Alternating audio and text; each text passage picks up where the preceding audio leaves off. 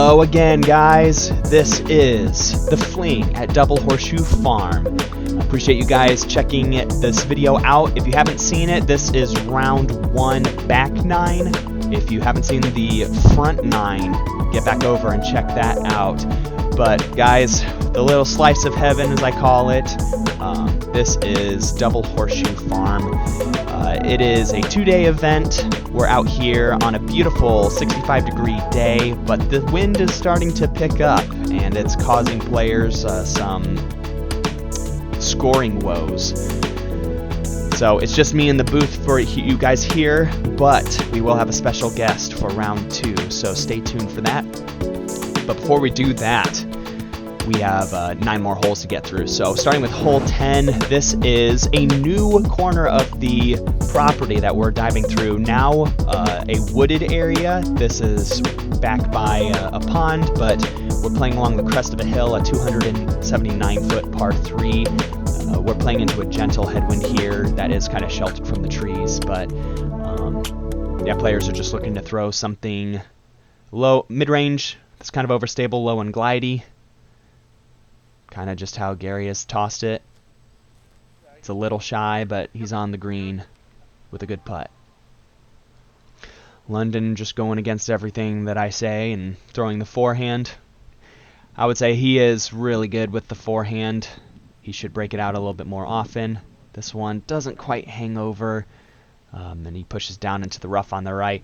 As the green breaks away on both sides, left and right, you really just want to throw something that doesn't fade or turn. Just kind of put it right on the crest of the hill. Nate doing that quite well in a similar position to Gary. Let's see if Jared's got, looks like a mid-range in his hand. Let's see if he can do something similar.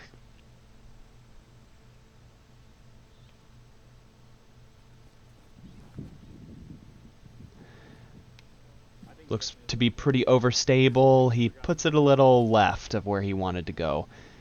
There is a couple groupings short that could get you caught up. This is one of them. Jared just kind of pitching it up. I'm sure he was running that, but the wind does some crazy stuff with the discs. I will mention too, in the rough, lots of thorns here on the property. The family likes to come out and pick a lot of the blackberries that grow around here. So if you're all familiar with those, the thorny blackberry bushes kind of run around here in this corner of the property. So a challenging putt here for London.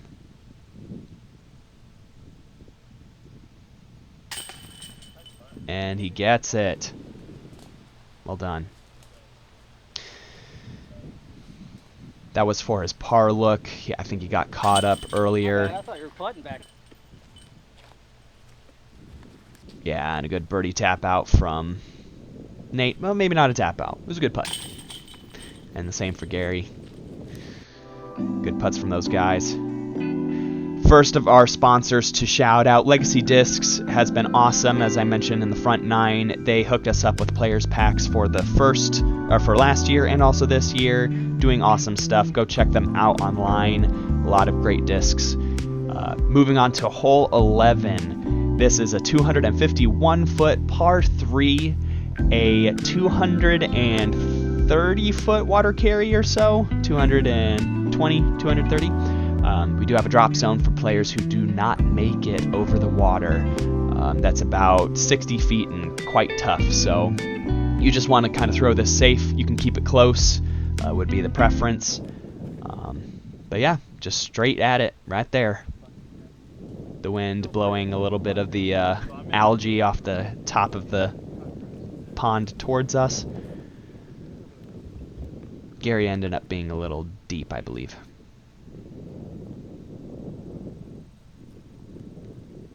A lot of straight to overstable mid-ranges just thrown flat.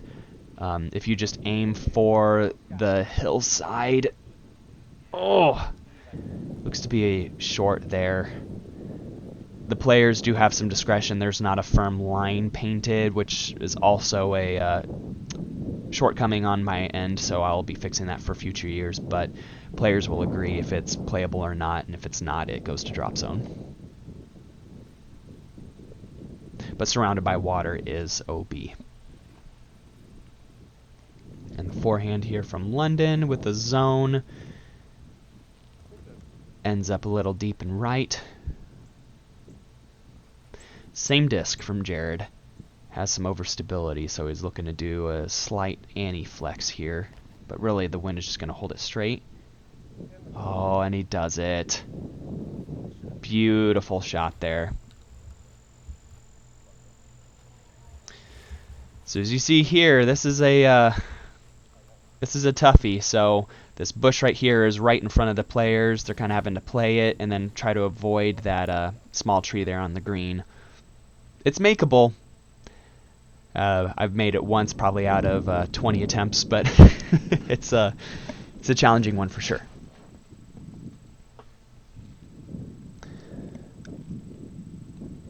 I've got a few birdie looks here. This is the best look of all the putts, I would say. If you're deep at the basket, you have the chance of going in the water. London letting that kind of fall short. Jared.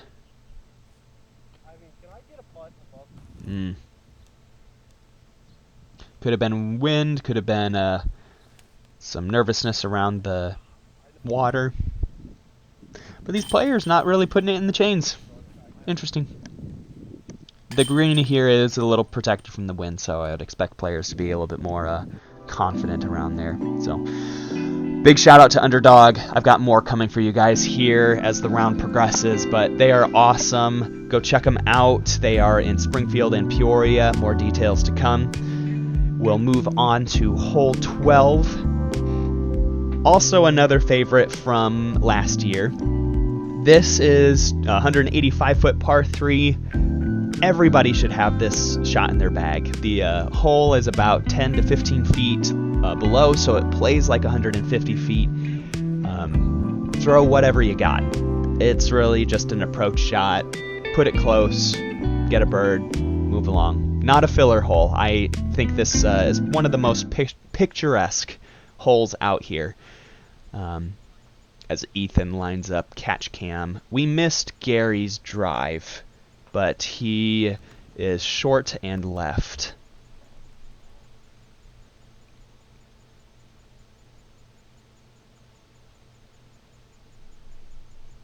As you throw a disc down here, really it's just going to keep trying to glide. Lennon places that in a great spot, and the ground, more often than not, tends to grab the disc.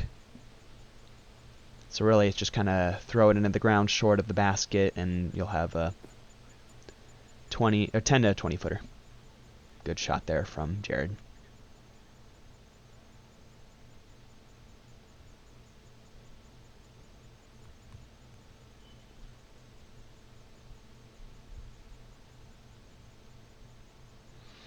A good hyzer here with a more overstable approach, and that is parked.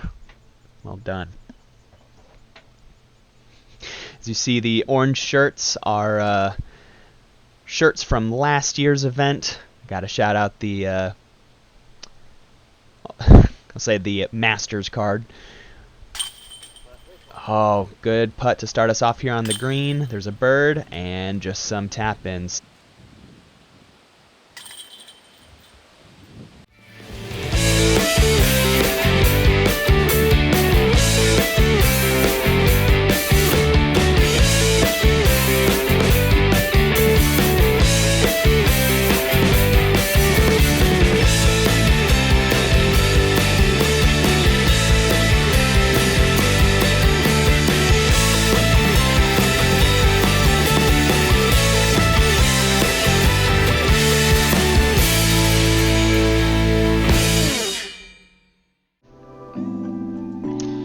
And I didn't mention on the front nine, I had the privilege of actually producing that commercial for Underdog. So thanks for Underdog for supporting the event. You guys go check them out. Hole 13, we are starting to climb back out of the woods to a semi-open hole. You'll see here this is very uphill, probably one of the most efficient tee pads I will say on the course, but it will improve. And the players are wanting to throw what feels like a 270-foot shot. The righty backhand hyzer is going to be the most prominent, but I am trying to show you there are two avenues. The left gap can put you right at circle's edge with a tailwind putt, so some players may elect to do that, but this is probably the most common shot. And a fantastic ace run there from Gary. London playing with the teeing area. Video here doesn't capture it, but yeah, it's uphill sloped, and there are some pretty significant bumps and ruts in it, so it's challenging, but I also advocate it as if this is a par 4 and everyone has the same approach shot from the fairway. So that's just my philosophy. Comment below if you guys feel that having good tee pads is an absolute must if you're playing a tournament. All opinions are welcome. It could be positive and negative. I get it, but that's just my philosophy. When a tee pad is not so great, I think of it as everybody's just in the same position. Everyone has to deal with the same conditions, so that's it. I'll drop it. Nate also getting a preview of the hole, drops back, and is lining up the backhand hyzer. Puts it nice and low. Ooh, okay, it stays out of that little bush. So that is I think it's a black locust stump. So those little branches off of it do have some thorns. He manages to stay out of it, which is good. Look for bird. He's putting into a mild headwind there, so should expect it to rise. Great bird.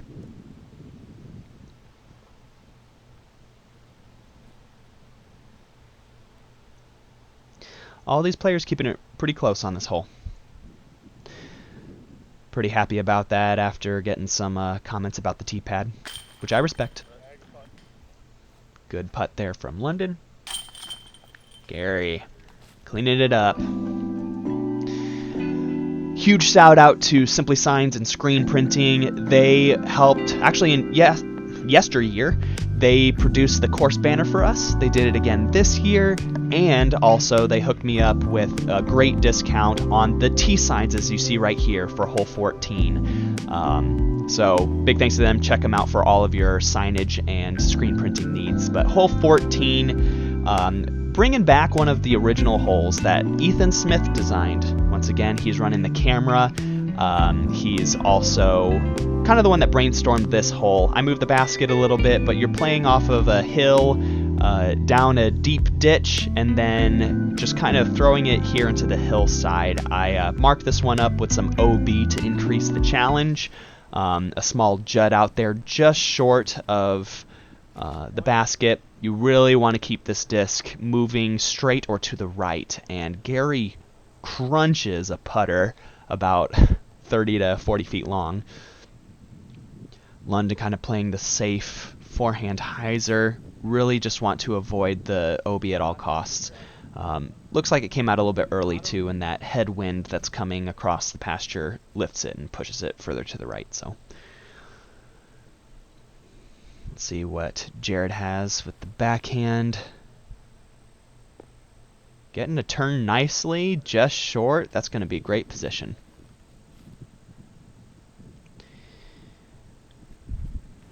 And Nate following suit. Oh, pulling it hard. Oh. There is OB short of the anything that does not make the gap is indeed OB, and there's a drop zone, and it looks like Nate has already kind of chipped around for his upshot, so he is now putting for his bogey. London high on the hill, just trying to let it float. There's a pretty big hole too, right around where London's putter landed, so Makes it for an interesting green, but also told players not to roll an ankle. A little low from Gary. The OB does creep in. It's about 5 feet behind Jared.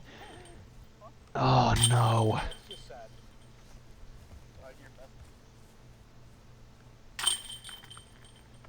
Just some pars, and Nate carding the bogey. Unfortunate. Peoria Frisbee Club. I had the pleasure of serving with them, and I will still be working with them for the years to come, but a great group of guys centered here in the Peoria area helping grow and maintain disc golf. They hooked us up with the baskets, lent us the baskets for the event, rent-free, and have insurance for the event too, so free peace of mind for this event. Moving on to hole 15, we're now back in the open, and we'll be here until hole 18. Or through the round, I'll say. But we are now going into a headwind, a very soft par 4, 434 feet. These players are just trying to throw an overstable driver on a line of their choice and hopefully get it close. Gary is parked, but Ethan is still looking for the disc. He's learning, and he's done a great job with this event so far, so thanks, Ethan, for your help.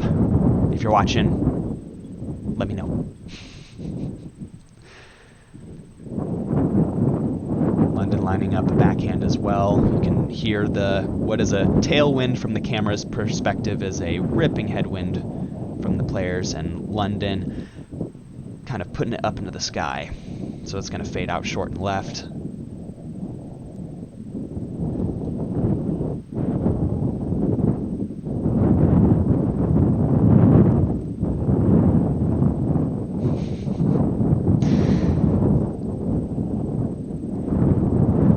So, quick disclaimer, last year we had elevated baskets on hay bales, and that was an intention for this hole and a few others, but with time coming so short this year and some troubles getting set up for the event, a lot of baskets remained ground level.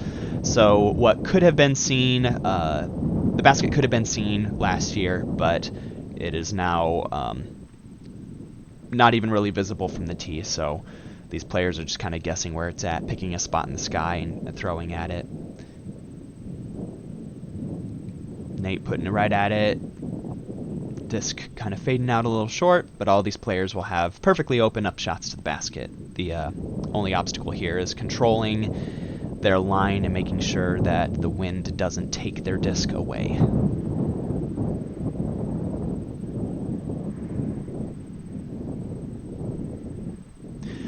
So, something for you guys to comment about.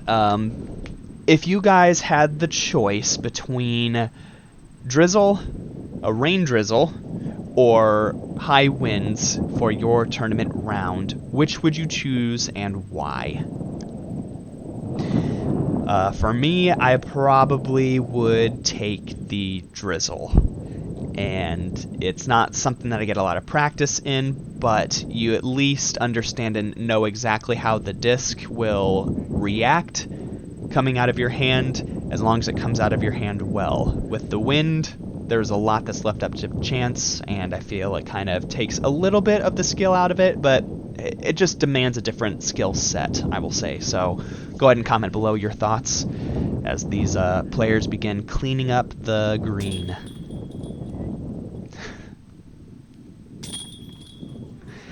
And what is essentially a tap-in eagle from Gary. Like I said, a very soft par 4, but this headwind is making it play pretty much like a par 4. A good 3 there from Jared. And the gateway basket showing its touch requirement. Huge shout out to Power Grip, based in Bloomington and also having an online presence worldwide. They are fantastic and gave some awesome prizes to the event this year. So Zach Parcell in Bloomington, thank you so very much. Go check them out. Hole 16, this is one returning from last year. This is now playing into a headwind with a little right to left action. You actually see Mr. Jared on the mower here in this flyover. Huge shout out to him once again for coming out and helping. And if you guys want to find out how to get involved for next year's event, reach out, let me know. I'm always looking for extra hands to help out. But you're just trying to throw off the tee here on this hole to exactly where Jared's at right now and play it right across to the invisible basket on the green. So you'll see it right about there's where the basket's gonna be. Right, that piece of grass. So now you know exactly where the hole's gonna be. But this is a true par 4. Last year it was a little bit shorter. Players were actually able to challenge the green, but this one has moved back a little bit, and players are just going to throw a nice clean hyzer, once again overstable distance driver, to the landing zone and pitch it across.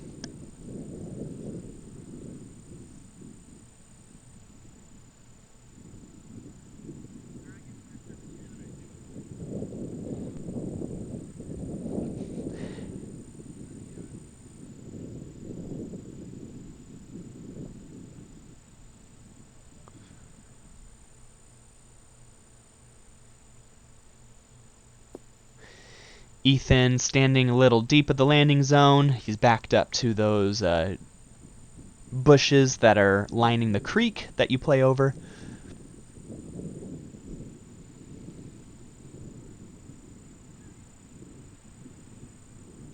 Ooh, and a little overturned out of the hand from Nate. He'll push that a little straight. Even if that happens, you'll still be fine. You just have to play up and over the top for the most part.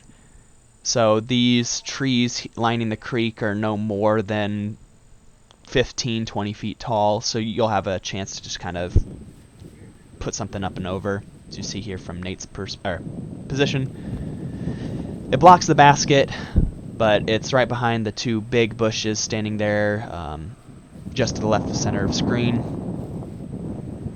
Actually, no, you can see the basket there in the viewfinder.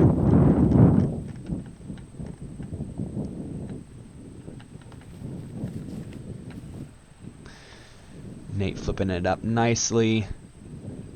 The wind will continue to push right to left and drop it about circle two's edge.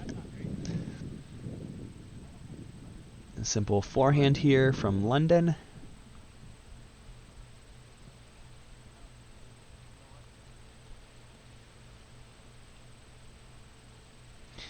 Jared short enough he gets his choice of backhand or, well, actually every player has the choice of backhand or forehand, so a little indecision there on who's up next.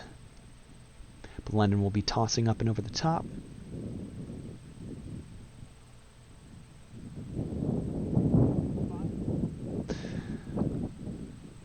Putting it in the circle. It's where you want to be.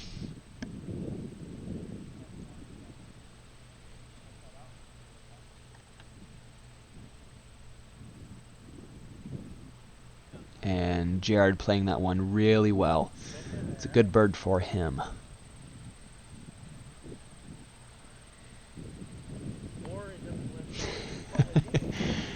At this point in time, I did join the round, and Gary started to mention he's going to start running putts, meaning he's going to change his aim point from somewhere in the chains to just over the band, and that was a fantastic run from Nate. Really quick here, if you guys want to support the channel, let me know. We can get you, your name, and your logo put up here.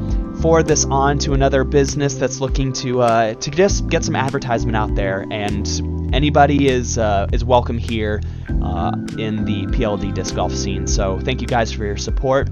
Moving on to hole 17. This course's throw down the mountain hole, a 400-foot par 3. You've got a head left to right that's just going to hold something over. A lot of backhands will be the preferred throw, with something straight to overstable, and also forehands have been rumored to get pretty close too. So we'll see what the card has yet to break out to us. But you guys probably did see we didn't quite finish up all the putts on the last hole, but we ran out of storage space on the SD card, and that was a fault on my own part. So we've switched over to the Ethan Cam, the nice Samsung phone. But just kind of showcasing here what all is possible, the realm of possibilities of disc golf coverage, who can record it, what you can record it with. Jared throws a pretty good shot with the backhand. It turns over a little bit. London throws the forehand that fades out short right. You really want to get this gliding down there. And it looks like Gary's throwing an overstable mid-range. It's pumped, and it is flying up and towards the group, crossing to hole 4's fairway.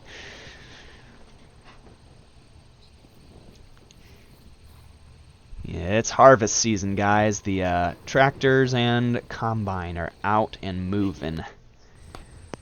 And a great shot there from Nate, putting it just shy. Puts it up. Be a simple par for him. The wind has really started to pick up. We're going to be breaking for lunch right after this round, but then the wind will continue to increase up until we resume round 2. London is trying to experience that wind drop, but it just glides right over. Once again, uncertainty of how this wind's actually going to affect the putt definitely makes it more challenging out here. I think Gary deciding to go with the overstable mid-range to putt with, and forehand approach there from Jared, staying really close. Yeah, half throw putt, and wow, that just stays in the air.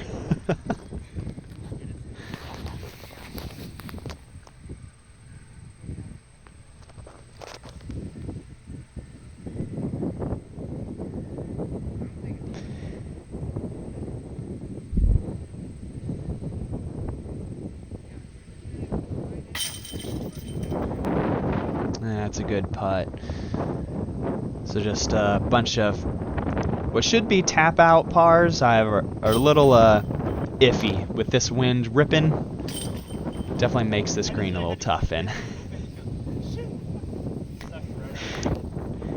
Gary describing how the disc was nearly ripped out of his hand. But once again, guys, this is my event that I put together. I'm very grateful for the support that I've gotten, and I want to continue to keep pushing this event along in the years to come. So thank you guys for coming and checking out the coverage. Please like, comment, and subscribe. Especially subscribe. That's the best way you guys can support me at this time. You guys can stay tuned for a lot of great things to come to the channel in the 2025 year. So thanks in advance for that. We're at the final hole here, hole 18. This one is a true par 5. We have a big shot off the tee, two mandatories. You got to stay right of both of them, as the fairway for hole 1 is to the left, trying to keep things out to the right, but we will have what is a tailwind off the tee and a 400-foot shot of power necessary to get to the crest of the hill. And then you can really use the wind to your advantage on the second shot and get somewhere pretty close for a simple pitch up and easy birdie. Guys like Gary might have a chance at an eagle, so excited to see that opportunity here.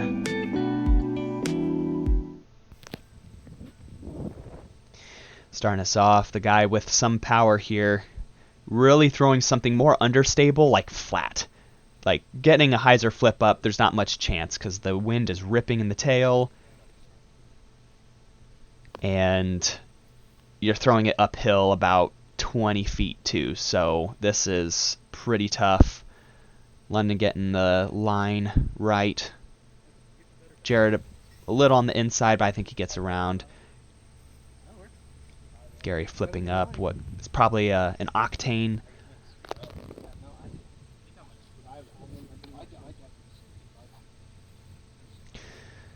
Let's see if Nate's got the distance here. Puts it up high. This is the safe play for players who may not be able to push the Mando. Oh, it looks like Jared just missed it. He's actually playing from the drop zone. And so he throws a power hyzer around. Nate also just kind of throwing a flat shot out there. You can't see the basket from here, but it's about 500 feet from this drop zone. So a pretty tough shot there.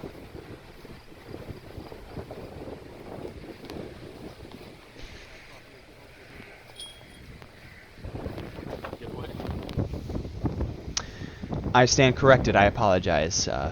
Actually, Jared was waiting for the card on hole 1's green to finish putting before he goes and throws his shot. And he throws it quite nicely. It's in play.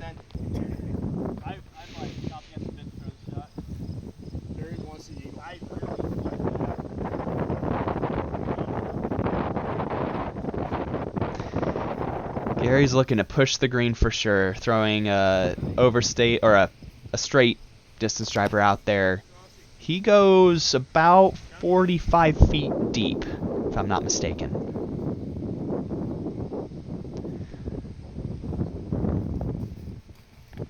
And that's a beautiful onyx here from London, just looking to get towards the basket, not miss that mandatory.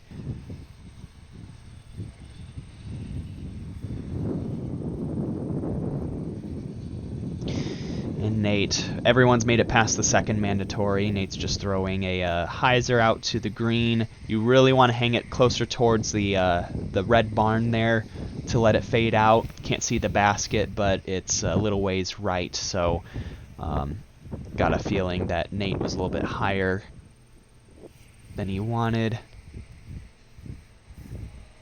Spinny forehand there from Jared. We'll see where both of those guys are once we get to the green.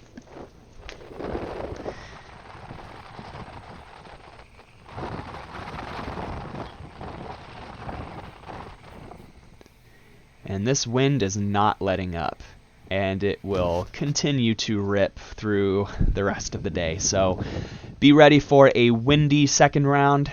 As we check in here, really we have Gary's kind of come away with it. Oh wow, great run from Nate.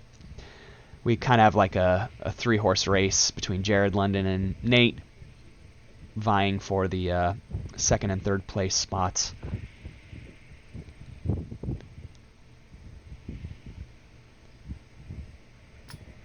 Oh, great trust.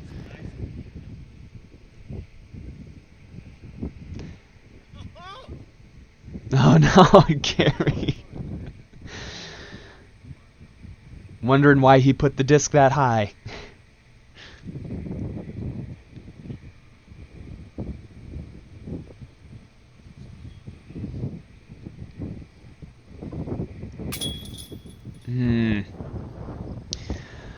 London's spin putt is fantastic for these kinds of conditions, but if it pulls or leaves early, it's definitely,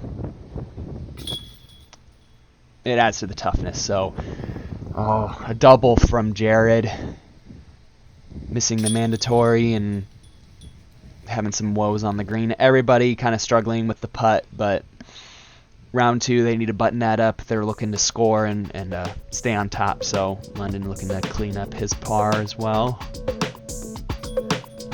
And he does. So there you have it. That is round 1 of the 2024 Fling. We've got Gary at 10 down. We've got London at 3 down, and Jared and Nate sitting at 2. So great scores compared to the field. It's playing really tough out here at the farm. The wind reigns supreme. It definitely makes it very difficult for sure. So thank you guys for coming and checking out the channel. You guys stay tuned by subscribing, and I'll have a lot more casual and instructional material out to you guys here in the coming months. But the Greater Peoria Tour will be starting this coming year, so get subscribed to pay attention to disc golf in the Peoria area. So thanks again guys for staying tuned, and I will see you again soon.